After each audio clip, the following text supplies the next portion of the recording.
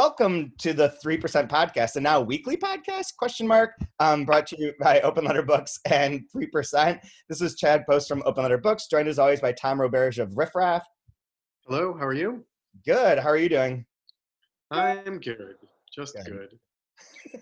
And then we are also joined by special guest Stacie Williams, who is a field sales rep for Ingram, and she's wanted to come on to talk about situation of being a field rep during this period of time, and also some other fun things that have happened. Because this past week, we recorded last week on the same day and had that long podcast about everything going on. And now it seems like crazy shit has happened in the past 7 days that merit another podcast.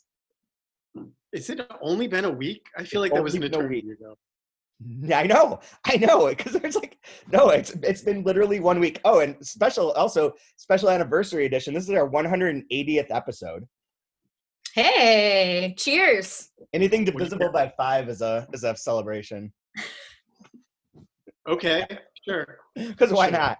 Why not? You made the rules. All right. I just made that up. But I noticed I already have the music all picked out and everything all set up so I can convert this really fast.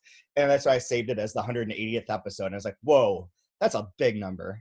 It's a nice. Big number. We are old. Yes, in many ways. We've been doing this for a long time. So Stacie, talk about being a sales rep and what is going on right now. It's really interesting, and I think obviously it varies a lot between the different reps, even those of us who are in the field and in the Northeast. There's a lot of variety in terms of how this is affecting each of us in terms of workflow and what the demands of us are and things like that.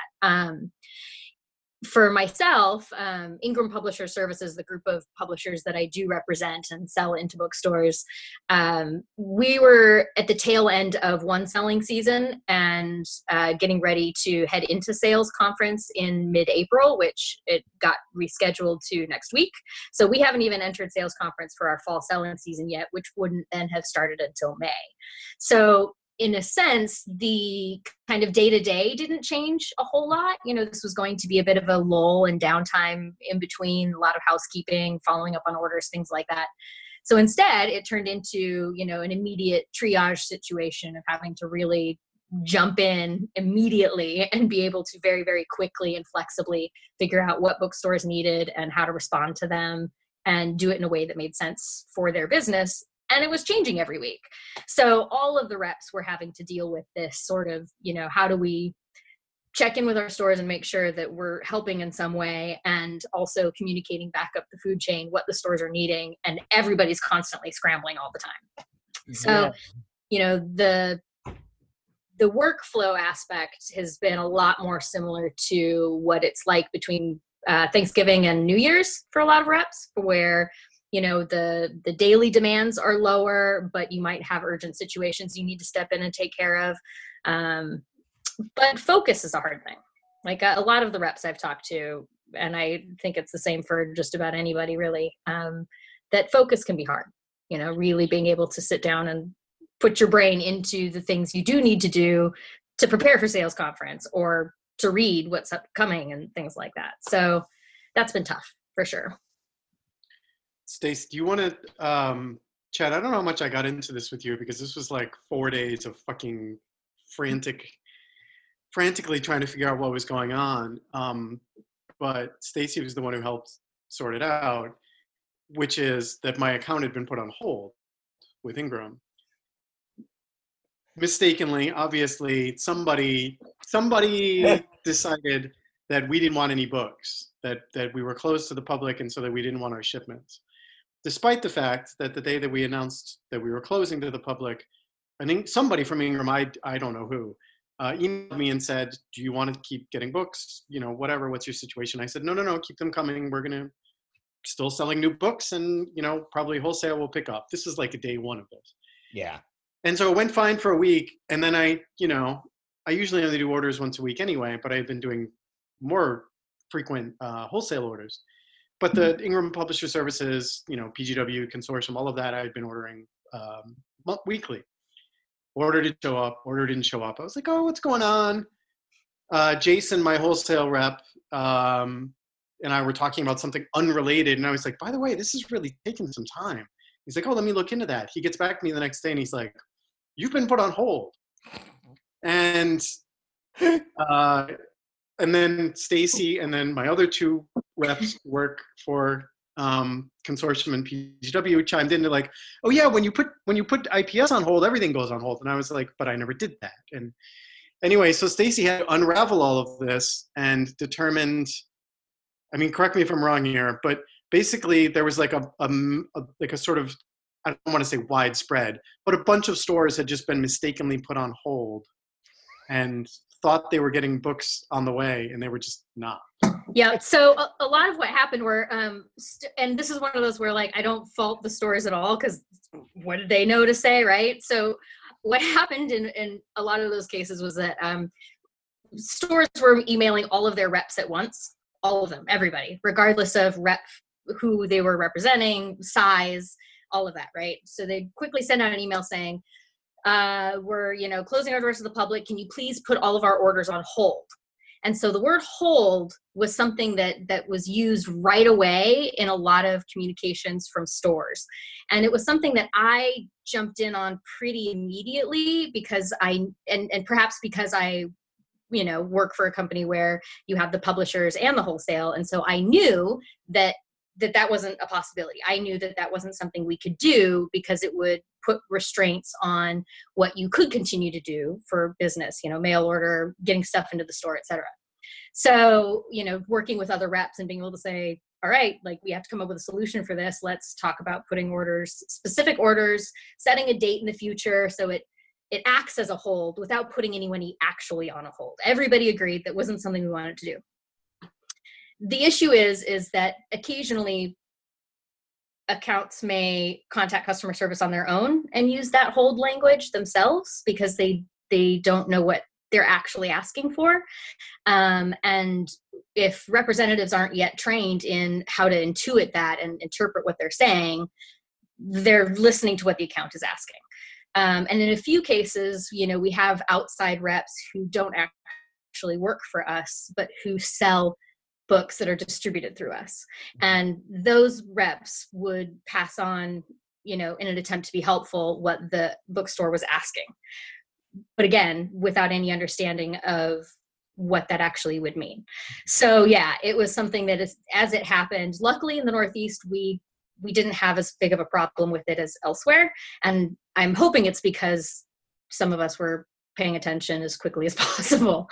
But a few stores that did have to face it, it was wild to unravel. It was a crazy few days of everybody going, what is going on? You can say fuck on this podcast. I don't know. I couldn't remember. I was like, I'm pretty sure I could. Apologies to Doug Singleton and his children who have to hear us swear. Don't let your children listen to us, Doug. You should know better than that. I think he does it while he's doing dishes at night or something. And his kids are old enough now that they're, awake till fairly late at night. Anyway. Yeah. It was a nightmare situation that suddenly had to be completely untangled and figure out how is this even, we couldn't figure out why it was happening in the first place. Trying to follow a trail of crumbs to figure out how, nobody is making this determination. How is this happening? I think weirdly, my guess is, Stacie, that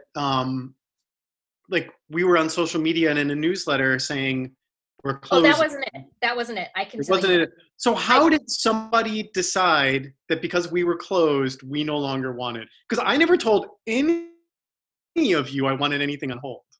So I would have to email you separately because I'm not sure I can say the name of the person who it was. And I think we all know, but. I mean, it was not one of your trio, your normal trio. Oh, it wasn't. That's an interesting. And no, yeah, it was not somebody who actually worked for Ingram. We have a mystery that will never be unraveled for I'll tell listeners. Yeah. That is so strange to me. Yeah, suffice it to say that there were people interpreting things that from an outside perspective, and rather than check in with the people who perhaps knew better, just communicated what they were hearing, but not understanding the power of that one word. I mean, I was begging people to not use that word. I was telling my stores, do not use that word when you talk to anybody in customer service or credit. Do not use the word hold. Like, talk to me. We'll figure out what it is you really need, and we'll work around it. But don't use that word. It's a bad word. No.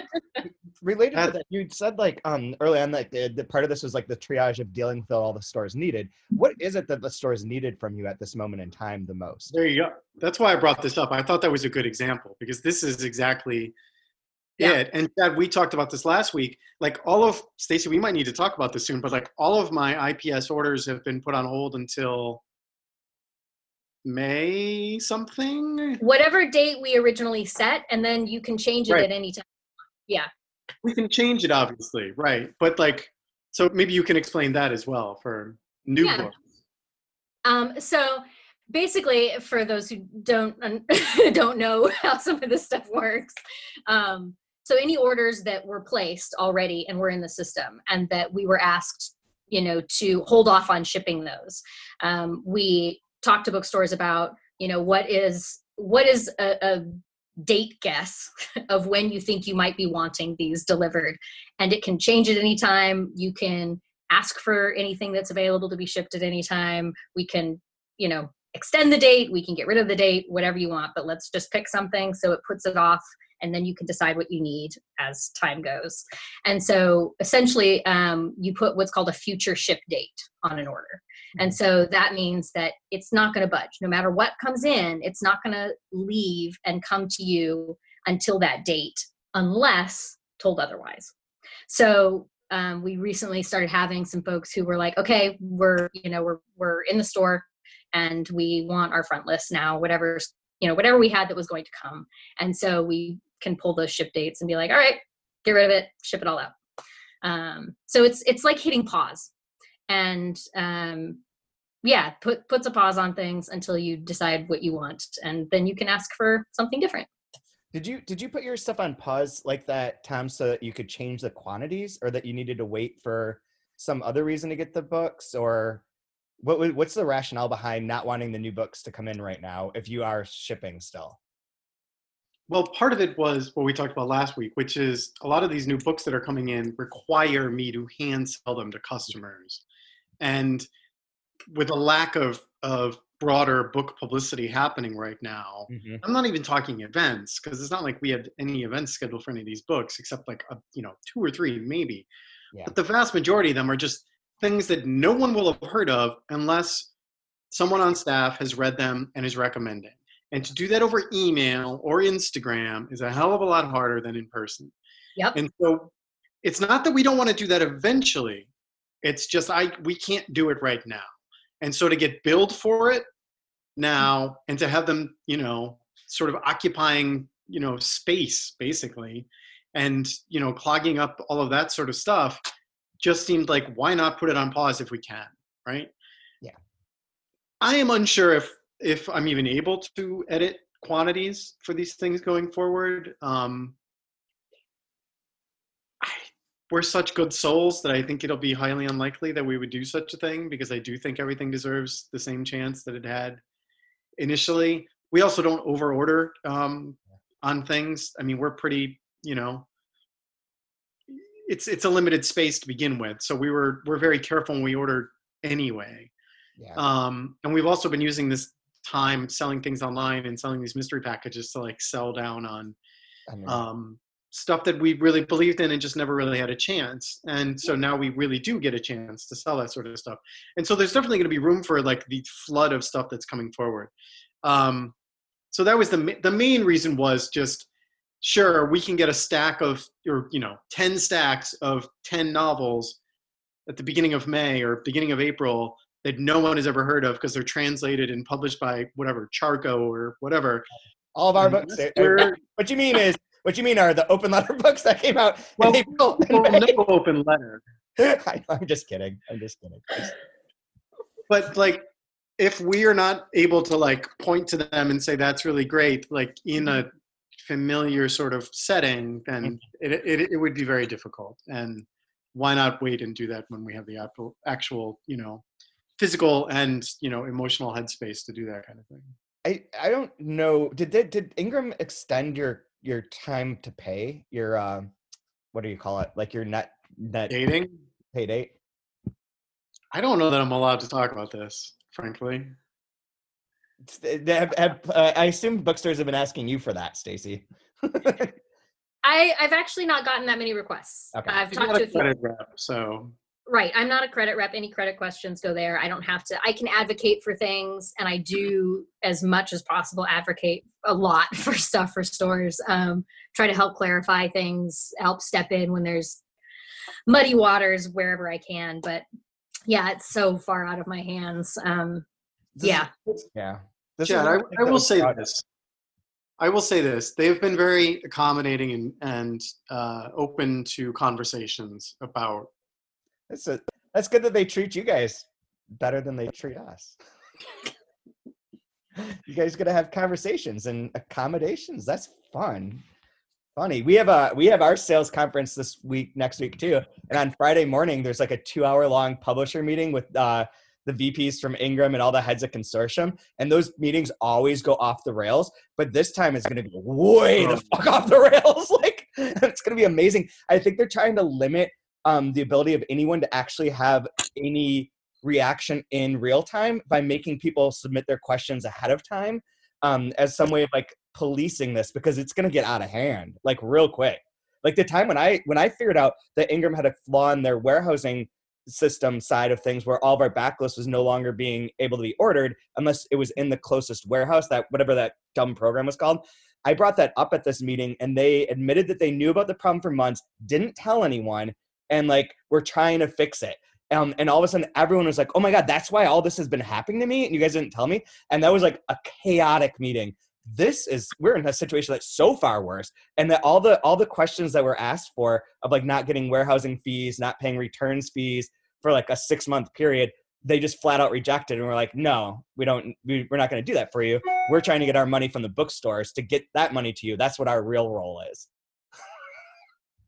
Which is fun. It's all fun. It's all wild times. Like I get every side is screwed. Everyone's screwed. We get this, but like, yeah, there's gonna be high tension, I think, at this meeting. Hey, if good changes happen because bad things happen, I'd like to see good changes happen. I'm on a big catastrophe practice kick of like that you can that at this moment in time, really, really radical good things could come out of it if we decide to do that, and not just be like, oh, let's just go back to how everything was. Nobody agrees with my optimism, but this is the only thing I can live off of is my optimism. Otherwise, I'll just be a drunk. And your water, the water you're drinking, you can live off that. That's supposed to be really good for life. Yeah. Purposes. Yeah, sure. Boredom. Okay, I know that you're going to have to go soon. Should we talk about the other funny Ingram thing that happened this week was that, so we had our meeting with Consortium on Monday. That wasn't a meeting. They just organized a Zoom where all the publishers could talk to each other, but they were like, we're not going to tell you anything. And I was kind of aggressive about like questioning, like, why don't you guys have any strong messaging, anything that's like helpful to us or anything that would like be anything, instead of just rejecting this claim and not talking to us. And they're like, we'll talk about that some other time. This meeting is for you guys to communicate. And I was like, we already do this. We all communicate. We're communicating constantly now. But whatever. So they'd say that, don't say another word during the whole meeting at all. It's just like Michael Weiss from New Vessel had a lot of questions, Coach House, various people like that.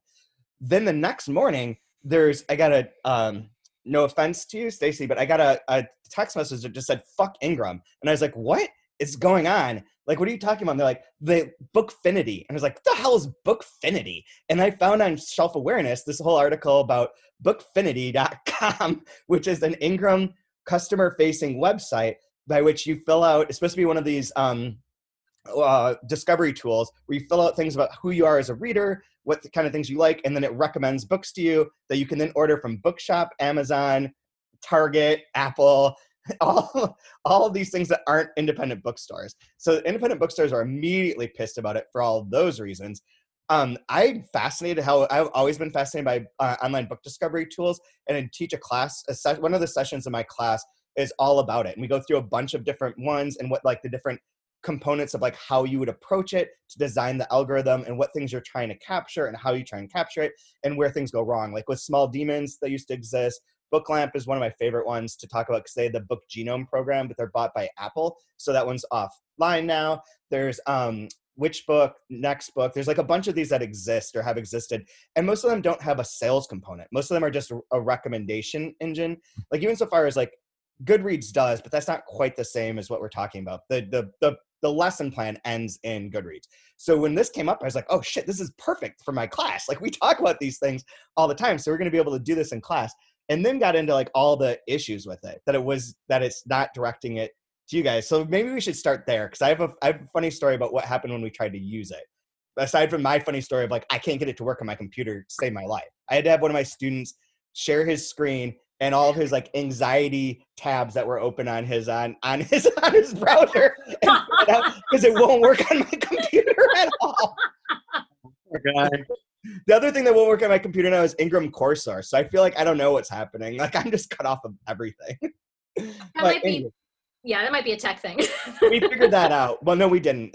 They made you reset your password, but it only accepts certain passwords apparently. Like we filled in the password over and over again with all the criteria met, and it'd be like, this password does not match. And you're like, what are you talking about? Anyways, that's a wholly different story. But let's talk about the bookseller side of this first. So the booksellers were justly upset. Do you want to take the bookseller side, Tom? I mean, to me, it seems pretty straightforward that this just felt like Ingram trying to compete with independent bookstores. And you can say like, they're not actually taking the sales, but aren't they? I mean, all of the channels that it directs you to at the end if you decide to actually buy a book are probably places that Ingram is doing fulfillment, at least for the time being. And, they get a healthy percentage of those sales that happen. And it just felt very much like I'm hearing all of these things from reps and, so many people at Ingram that they're here to work for us, want to work with us, they want us all to survive, and then they just turn around and are competing with us. I mean, that is the easiest way to look at this is they decided they wanted to enter the marketplace to compete as a venue to sell books. And if that isn't, I mean, that's the definition of competition, right? So even if it doesn't appear as though they're directly taking the sales, it just seemed like, why do this now in a situation in which all of us are fighting just to fucking keep our doors open?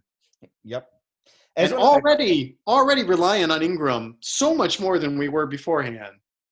Already giving them so much business to just be like, oh, you know what? Let's take some more of their business. I went on this rant last week and someone told me I sound like an old crazy man, but the messaging, I was like, yeah, no, I mean, that is accurate. That's just like who I am. But is that the messaging during this time is so bad. Like nobody's really good at it or is doing it well. And Ingram doing it like that after saying like, oh, we need to support indies. All these people are coming for it and saying, we need to support our local stores, not just bookstores, but like the local restaurants that are delivering, the breweries that are delivering things that you can support that will otherwise not be able to exist possibly because of such a shutdown. Everyone's trying to band together and help out those little customers. Then for Ingram or little stores or smaller stores than Amazon. And then for Ingram to come along and not back up that statement, but sort of undercut it, even in like a, maybe not intentional, but it very clearly is what's happening way without marketing, without having the message of like, oh, we're going to, everything that goes through this will donate to someone or whatever you want to do. There's ways that you could have handled it or they could have handled it that they did not. And one that I was annoyed by was that during our consortium meeting, they're like, not going to tell us anything, but I guarantee they knew that this. Oh, of course. Yeah.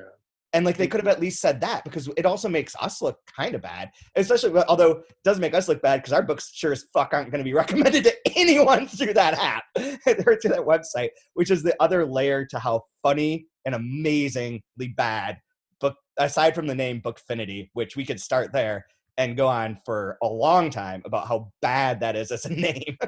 but it's a really poorly constructed website that barely works at all and has really terrible recommendations. I mean, Yeah, I think that intentions aside, whatever misguided intentions may exist, it's not something that we were consulted on taking part in. We weren't really asked our opinion. Nobody said, hey, what would work? What would, this is something we want to do. How do you, those of you who are in the field and talking to actual retailers all the time, what do you think of this, and how do you think it could be useful or not, etc. And I think, like you said, there are discovery tools that work. I generally don't, on a personal level, think that there's much need for them. And I don't think they're very effective. Nope. I don't think it's the sort of thing anyone was asking for. The conversations that we're all having about how do we actually get books in front of readers, that we're always having anyway, and that changes so much right now, that I think a very data-driven, kind of numbers-driven discovery tool that, as you said, you end up getting the same 8 books over and over again, or you're being recommended, bestsellers left and right. Like, I'd like to see small presses and poetry and interesting things, and that's discovery. Like, that is the definition of discovery. What Tom was talking about at the very top of this, right, about all of those books that you want to have in your store because that's how they get into people's hands, because they're not going to find their way there otherwise, right? Like, that you're not getting actually into the store because you don't have the opportunity to put them in front of people, right? Yeah. So, like, coming up with creative, inventive ways to make sure that those titles are the ones that are getting to consumers, like, I get that. So let's do that then. Let's brainstorm and figure out a way to make that happen. I represent a whole bunch of small presses who I am constantly having to fight to get a store to bring even a handful of titles onto their shelves. Yeah. I'm like, these are books I already, there are these books I think that are great, and I'm trying so hard to get them out into the world, and I'm constantly, swimming upstream. And so a discovery tool that doesn't benefit small presses or independent presses, let alone any of the publishers that I represent, is hard. Right? I mean, I want something that helps me put these books into people's hands. Like that's what I want, that even if you're not the recipient of large amounts of sales, a tool that has Amazon listed on it is going to most likely benefit Amazon the most, right? Because people go with the brand that they recognize, the one that they know, and that's the most familiar one people think about. They're less likely to even click on Target. Right. Like, whoever they choose, Bookshop is still gaining attention and recognition, right? And, apparently there's, I did learn this morning, I don't know, time has no meaning, right? That, there's a bookstore finding part of it that is going to be programmed, or was being programmed into it. And I kind of think it would have been a good idea to not launch something until that was part of it. I'm not a fan of things being launched before they're ready, because you run into, problems.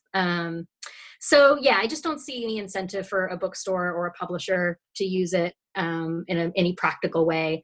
I would much rather try to find a way to get, there's a book I'm reading right now, actually, that, hasn't even been sold to me yet next week. Comes out in October, and it's a Nigerian author, and I'm loving it.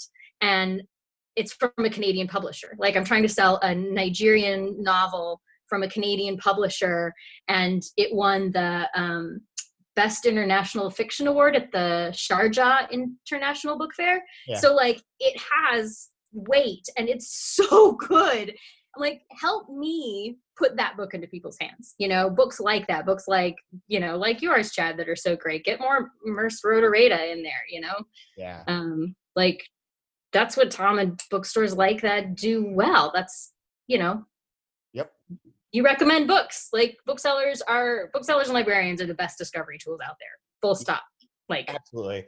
This thing too is fucking ridiculous. Now I just want to poke fun at it for a minute, that we've been like sort of seriously seriously taking it. The graphics are like straight out of like 2004 and are so twee that I cannot take it. Like every time that you click through, it gives you like a peace sign. And then when you pick out like what you have to pick out, the way that it determines what type of reader you are has questions such as, what is your self-care routine? And one of the options is meditate. One of the options is journal, because I like to reflect about myself. And one of them is chocolate, wine, and a bath bomb. And they're like, and then the next one will be like, which 3 shows do you binge watch? And it's like a list of random shows, most of which I've never watched. And then the next one is like, what's your favorite movie? And it's like, movies that aren't your favorite movie either. I don't have a self-care routine right now. I mean, I barely have one. I barely have a self-care routine in like normal days. Do I have a self-care routine right now? No. My self-care routine is making sure I like eat a few times a day. Blackout drunk is a good self-care routine. I know. And I know we're like 5. I know I was supposed to be off of here at 7:30, and we're at like 7:35. So if there's anything else you wanted from me, ask now. I don't think so. Do you, Tom? No, just thank you again for Yeah. taking care of stores like mine. And Trying. thank you for coming on. Thank you for coming on and do a good job on all of that too. You guys are great. And we'll keep making fun of Bookfinity now. Freely. You do that. Because the other part that I love on it, aside from the self-care routine, is where it's like, if you're a celebrity, what would your side hustle be? Like a cosmetics line, a blog. One of them was like a liquor that you would create. It was like, I totally chose the liquor. Oh, me too. My students did too. So we filled this out as a class, and I called on different people to pick different things. So they all picked different things. They're all participants in this. We had to pick out what 3 genres of books we liked. We chose science fiction, crime, and poetry. And when we got to our recommendations, we received 0 books from all 3 of those categories. We didn't get a single crime book, a single sci-fi book, or a single poetry book recommended. But we were recommended the Crawdads book. No, actually we weren't. We weren't recommended that, but we were recommended something else that's like super way off base. I can't remember now, but the whole thing, like you got done and the students are like, this is the worst of all these engines that we ever use. Like this one makes no sense. And seems to be driven by like New York Times sales, bestseller sales. Cause that's what it's saying to everyone is like instant New York Times bestseller for like 20 weeks. It was like a dumb promotion of like books that everybody already would know about because they're all popular. Well, I mean, when I did it, I ran into the same problems you did, which is like, which of these shows do you binge watch? And I'm like, not only have I not watched half of these, I've never even fucking heard of half of these, Exactly. right? And then it was like, your favorite, whatever, like, favorite movie, again, never fucking heard of anything. Except for Once Upon a Time in Hollywood. Oh, I did see that there, and I was like, oh yeah, sure, that's the one. That's what I chose. But, we were talking about this before we started recording, but I chose the nonfiction because I was just like, I was trying to game it because I knew if I picked sci-fi and I knew that if I picked a mystery, whatever, it would just be like the most generic version of those things. Or not. And not Philip K. Dick or fucking, Manchette, right? Like, or Chandler even. Like, it's not that. That's not what I was going to get. I was going to get garbage. You're going to get So I picked literature, poetry, and nonfiction. And then I think a lot of my other choices, nonfiction, all nonfiction. All fiction, all nonfiction, and all poetry. There we go. And still, because whatever my other tastes must have been, including, starting my own liquor line, a la Sammy Hagar, must have been just like Malcolm Gladwell, because that's what I got recommended at every fucking turn. And then a bunch of other like, Sapiens, and yeah. Like it was basically those type of books over and over and over again. And at a certain point, it stopped changing. It was just the same 8 books over and over and over. It's so funny. It's such a disaster. It so didn't work, which is great. But like, and it'll probably be gone in like a month, right? Like no normal human being knows about this. No one who's not like in the industry is like, Bookfinity is my jam. Like, I can't wait to get on there and see what I recommend. Nobody's heard about it. Like, more people will hear about Bookfinity from listening to this podcast than normal people in the world from anything else. See, this has been my approach with Bookshop to this point, which is I really want to like vent publicly about it and like say the things that I want to say, because I do think that there's a bunch of us out there, bookstores like mine, that really want to say some things about it. And yet I'm not doing that for the main reason that I don't want my customers who follow us on Twitter and Instagram and wherever else to even know about it. Yeah. Because how would they? And I don't think they do. This Yeah. thing, whatever, there's zero chance that any of Yeah. my customers are ever going to fucking learn about this thing. So I don't Or really use it. worry about it. So whatever. But Bookshop, I am like vaguely aware that like if my customers become aware of this thing that's much more seamless than the system that I have, like they might just start using it. Yeah. This thing, I mean, the only silver lining on all of this Bookfinity thing is it's useless and no one will ever learn about it. So. My silver lining is that I finally got trolled on Twitter, like hard, for a comment about it. And let me read you. So I tweeted, "I can't wait to teach my class today and have them fill out a Bookfinity account as a group and make fun of shit for an hour." And some guy named Barrett B. Love said, "You're lame as hell. Your students should have all shit on you for never having a bright idea in life. I bet you still piss the bed." Just amazing. And I just wrote back, "Fair." And then he wrote back, "Big facts, I know. You're all cap," which I don't know what that means. And then he sent a thing saying, "You don't know how to teach because you don't have a lesson plan." I was like, I don't really use lesson plans in college. Like, it's not really like the thing that I never use that term. But yeah, like I have a lecture or I have like a scheme, but I don't have a lesson plan. I'm not teaching 12-year-olds.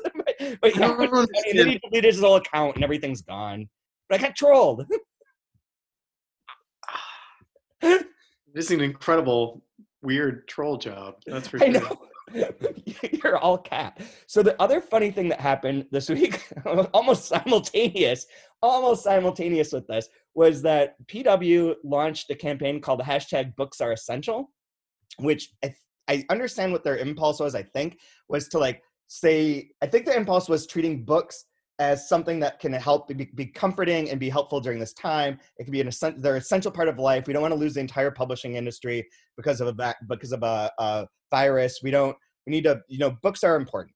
But the fact that the word essential, so what they wanted to do is they had a drawing done of like a woman's face with a book in front of it. And they wanted everyone to go on Instagram and Twitter and take a picture with a book in front of your face, covering, like obscuring half of your face like a mask, and then tag them and use the Books Are Essential hashtag and maybe say something about why books mean so much to you. The problem, a lot of people are just like, this is dumb, which that's hard to argue with. But the other problem I think that happened is that it sort of has the word essential has changed. Essential is now very closely affiliated with essential businesses. And there have been many calls for bookstores to reopen as an essential business, including like some from our fellow indie friends, and that LA Times opinion piece from a couple weeks ago, and saying that bookstores should be allowed to be open because they're essential. They're an essential business. And this just fucks with that, because that's not what they're talking about. I don't think at all. But because it sounds close to that, I think there's a lot of also kickback against it from that area in particular. But it's also dumb. I mean, it's dumb, but it's dumb in the way that all whatever photo memes are dumb, right? Yeah. I mean, it's innocent. It doesn't fucking mean anything. It doesn't mean anything. Conflating it with, I mean, you're right. Like, it's unfortunate. It's unfortunate. They fucking chose that word, right? Yeah. Let's not kid ourselves. It's not just an accidental conflation. They're trying to intentionally argue that books and bookstores are an essential business.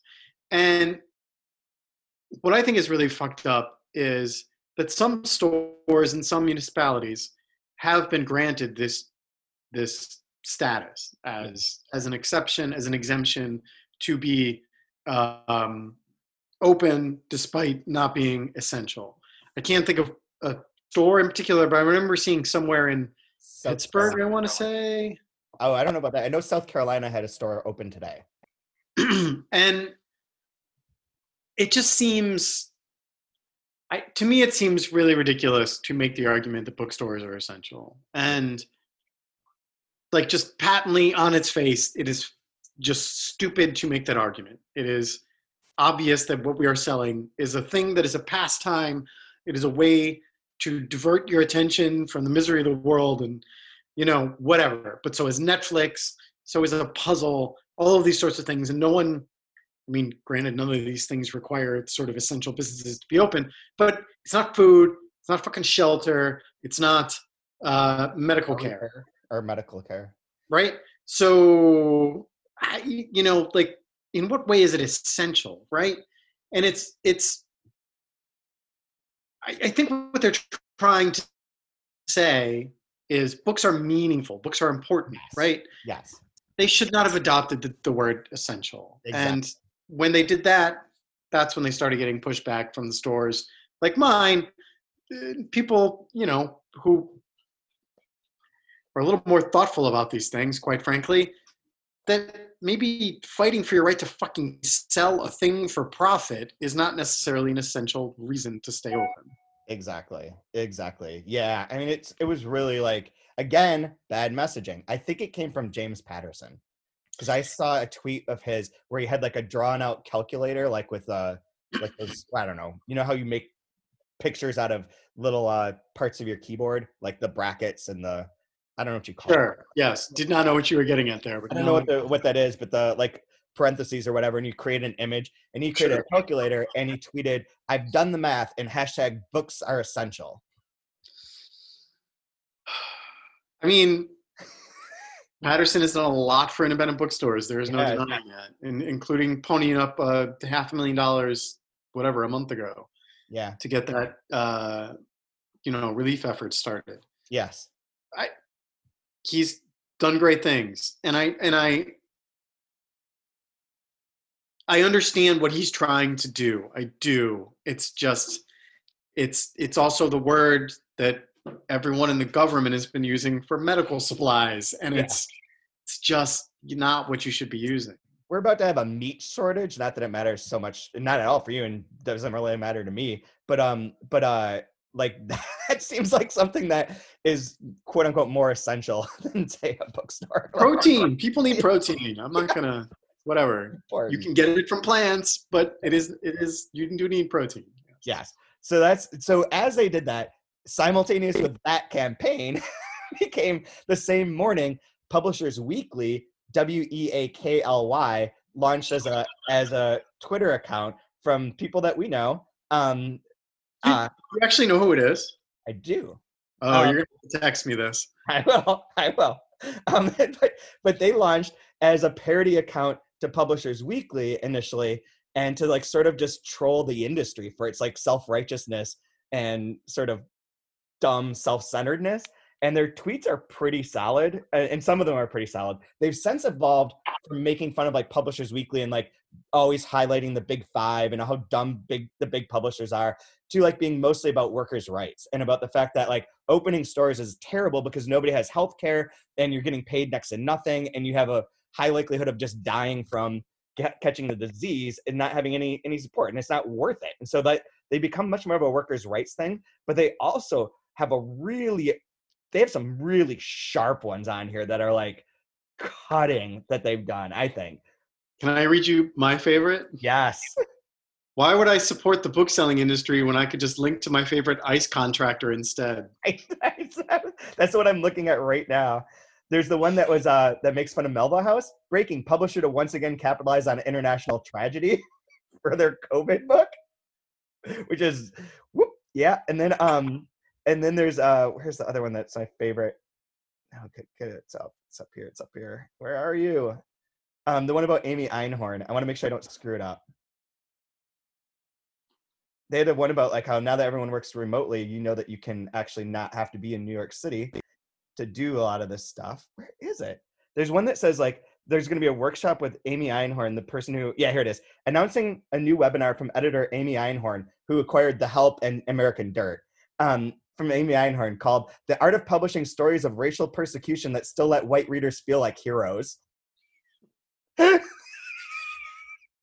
That's pretty good. I don't think Publishers Weekly cares so much about this, but like they probably didn't care for it much.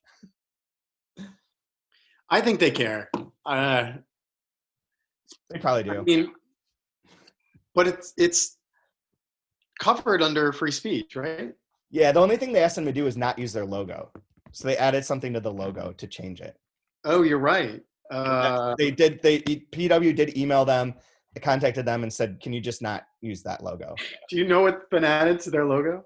The spiked collar, right? Like dog collar, yes.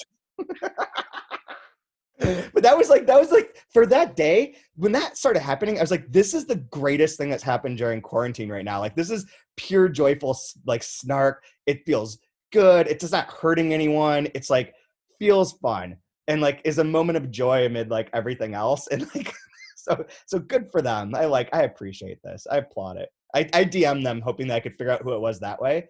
And because they had said, like, if you have any specific complaints about the publishing industry, let us know. And I was like, dude, I put my specific complaints up on our podcast like all the time, so I don't really have to share them with you because we're sort of already doing that. But like, keep up the good work. You guys are fucking killing it. And they wrote back like, we love the podcast, and you stay strong in solidarity, and use like a double heart emoji. And I don't know anyone who uses that double heart emoji, so it was like not a clue to me.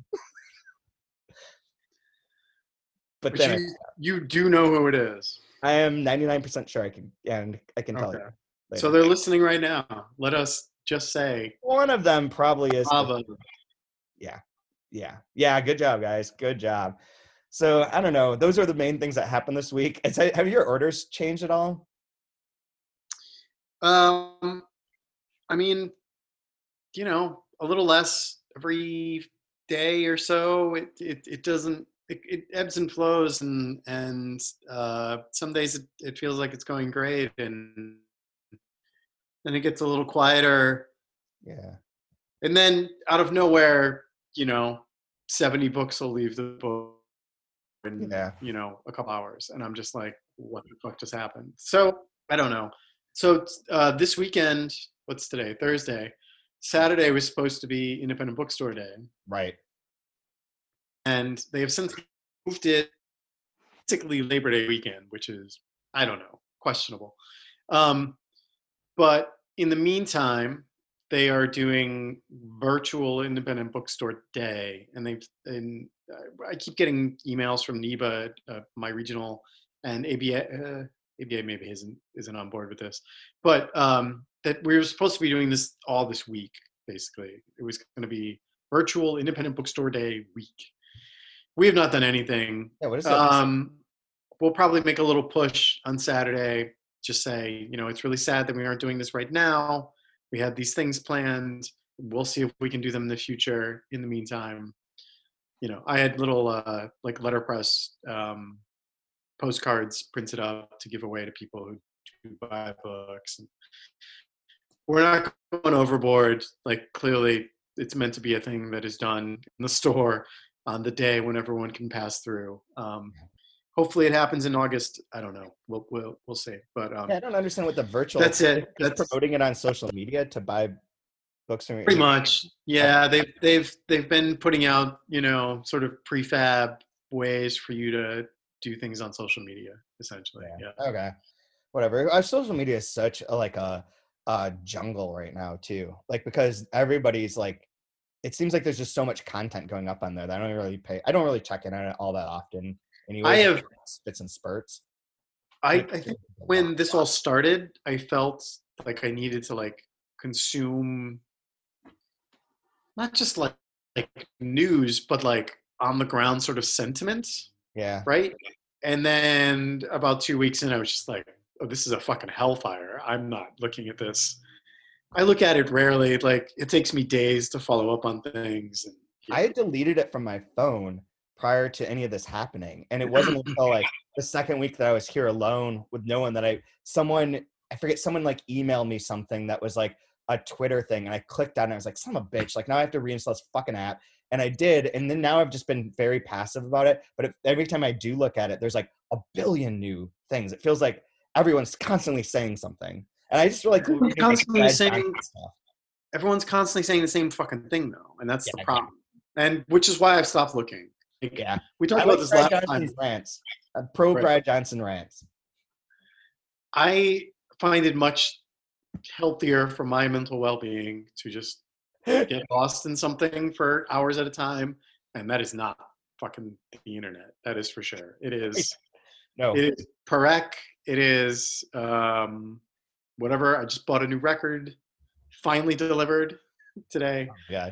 Criterion Channel, the Michael Jordan documentary. Like these are all. What? I haven't watched it at all.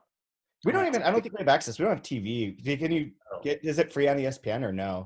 There's an ESPN app now on whatever. Oh, Disney Plus or whatever. Sure, it's free for the time being. So I don't know. Maybe I'll watch that. I don't know.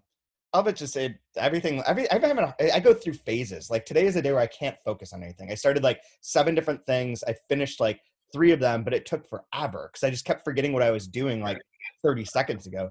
And there are times where like trying to watch a movie just feels like I'm just gonna fall asleep, or I just can't pay attention to that. And other times where like I definitely can't read. But at any point in time, one of those things does happen, and I'll be like, oh, I'm locked in now. I just got to figure out what that thing has me locked into.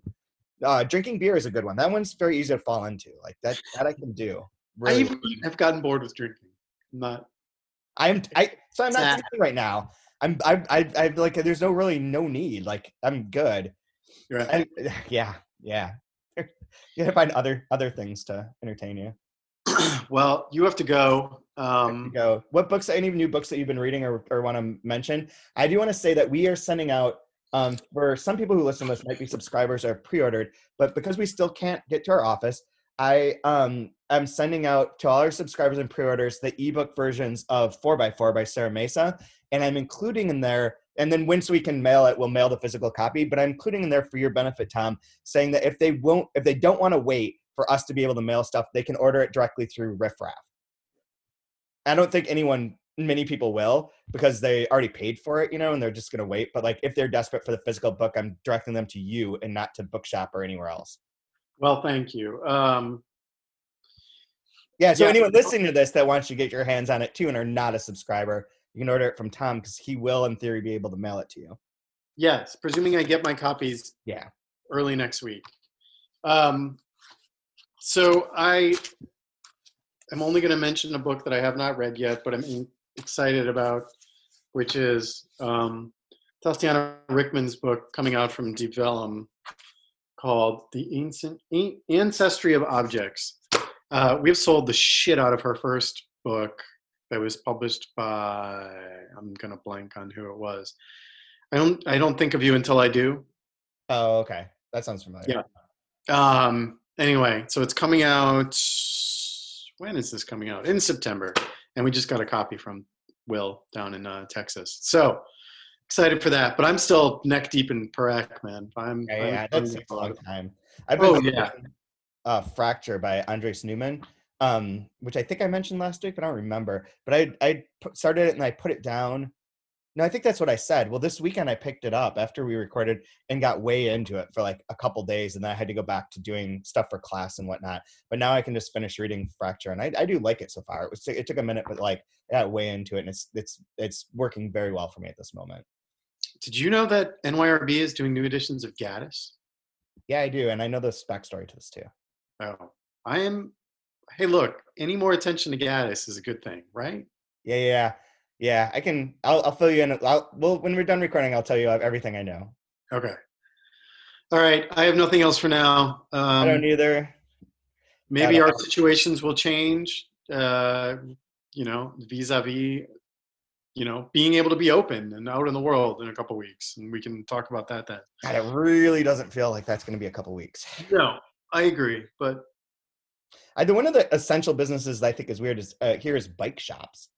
I get it, like in a way. Yeah, it's a transportation, but it's like when I see this open sign, I'm like, what? And then I'm like, no, I agree. Ours is like, a hangout spot, so it seems weird. Yeah, same thing. So like, I'm not going in there. I'm not. No, thank you.